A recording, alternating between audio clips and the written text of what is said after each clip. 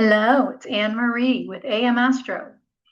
So I am doing my first installment of Does This Chart Track?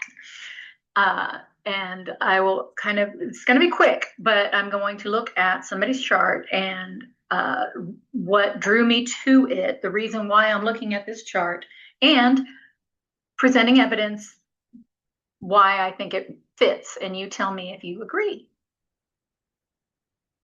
So I am looking at Harlan Crow, November 28th, 1949 in Dallas, Texas. I do not have, please note the disclaimer at the bottom left, I do not have an actual birth time. I am purely speculating, and this is for entertainment purposes only, okay?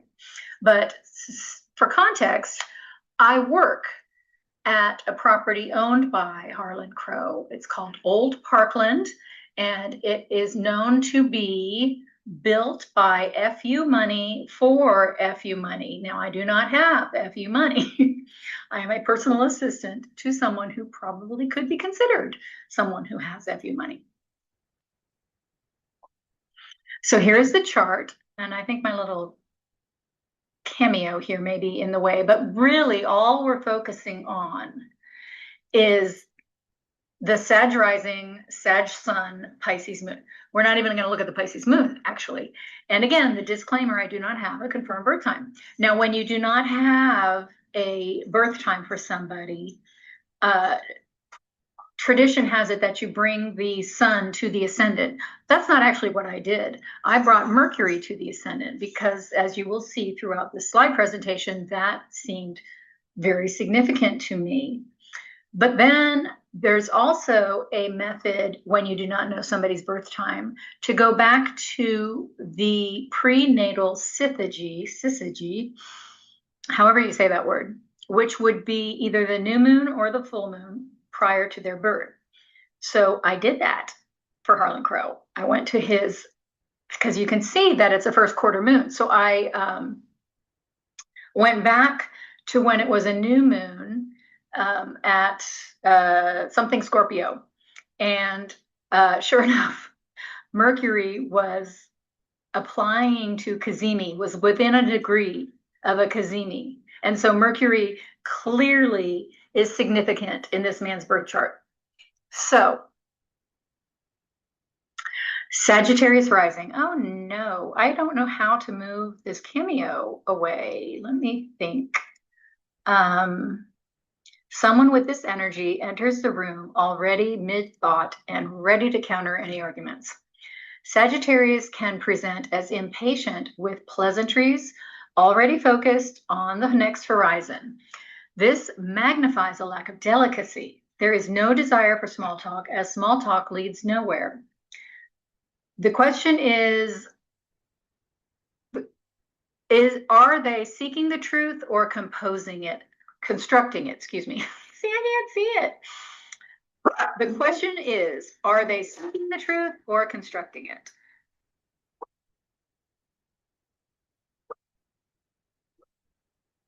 Okay, next slide. So this is the first Mercury image at my office that I fell in love with.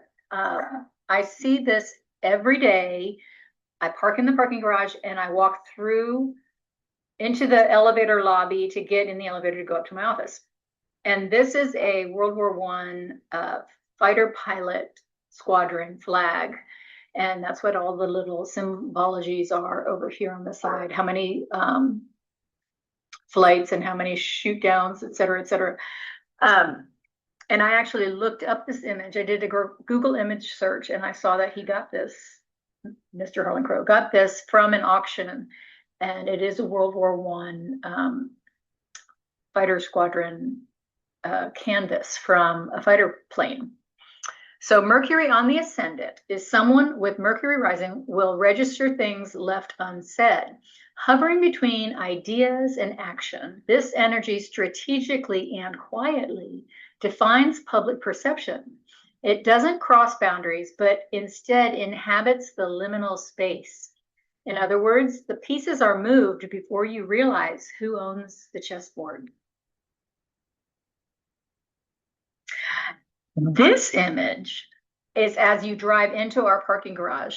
And literally, I took this picture today, but just yesterday, or no, I'm sorry, earlier this week, it was covered up in these vines. The vines had overgrown his face. And I immediately took a picture of that and emailed management of the complex. And I was like, Hermes face.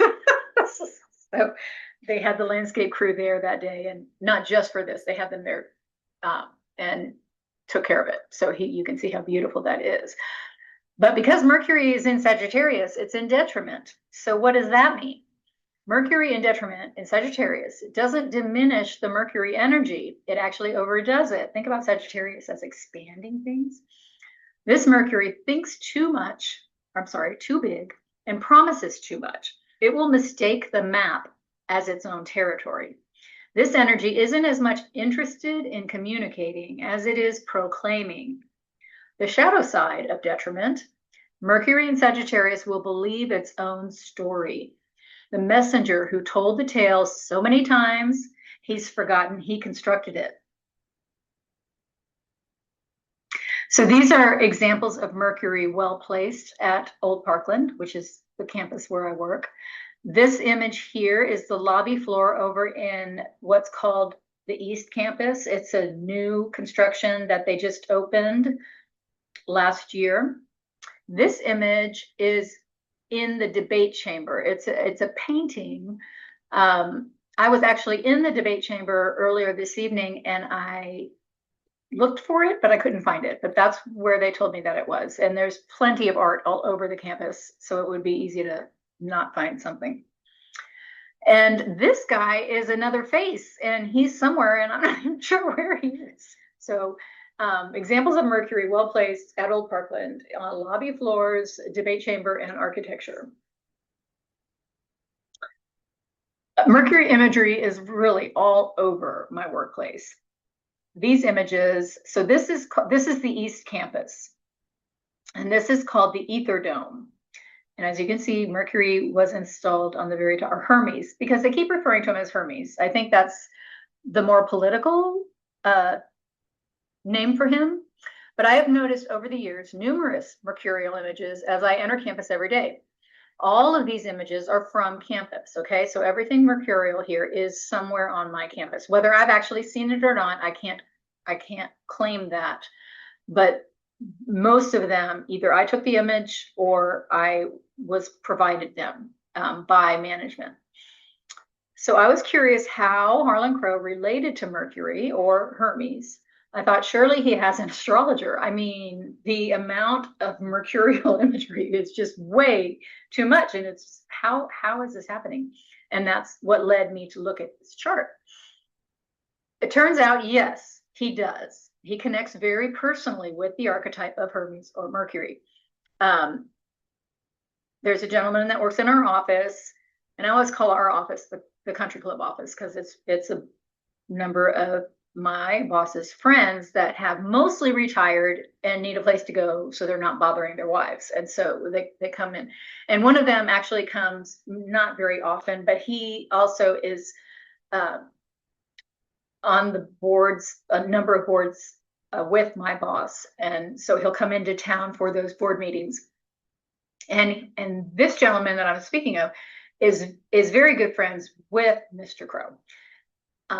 And he's also very good friends with my boss. My boss is friends with Mr. Crow, not as much as this gentleman is. And also, I wouldn't feel as comfortable talking to my boss about all of this imagery and stuff as I am, or I apparently was, to this other gentleman.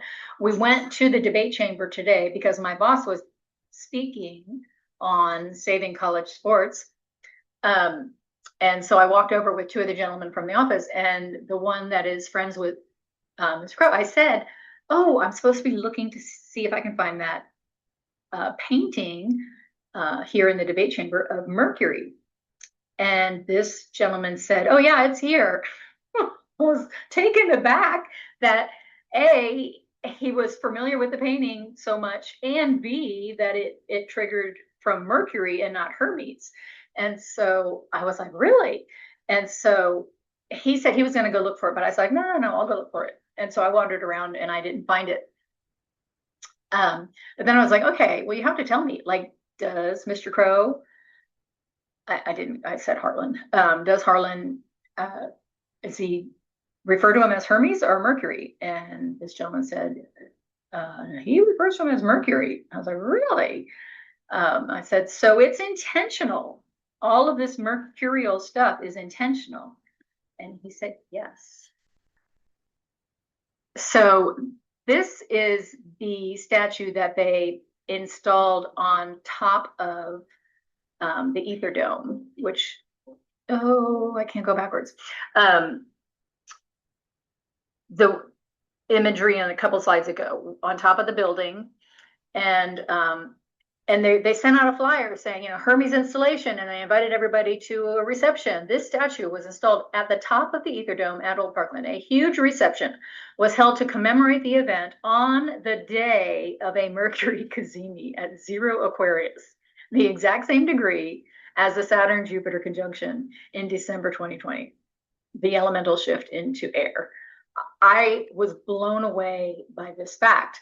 And, thinking back to when I wasn't sure, or I don't know, the time of Harlan's birth, I have the date and the place, but I don't have the time. And that's why I pulled Mercury, because I knew Mercury was significant in his chart. I pulled it to the ascendant. But then when I went back to look at the prenatal syzygy at the new moon, and Mercury was a cazimi that day, I just, it blew my mind. So anyway, does this chart track? This is another image. This was my second favorite image. This is he's right outside our guard station as you pull onto campus. Not that anybody's, there's not people there all the time, but I have to pull in this weird way where you pull in off of the street and then you have to immediately turn right real fast and then you go down into the parking garage. And so like you go around this guard station and then you're going down this driveway behind this hedge, and then on this brick wall over there as you drive under into the parking garage is where the image with the vines and everything, where you see the face. But this guy here is lovely. So let me know your thoughts. Do you think this chart tracks? Thanks so much for watching.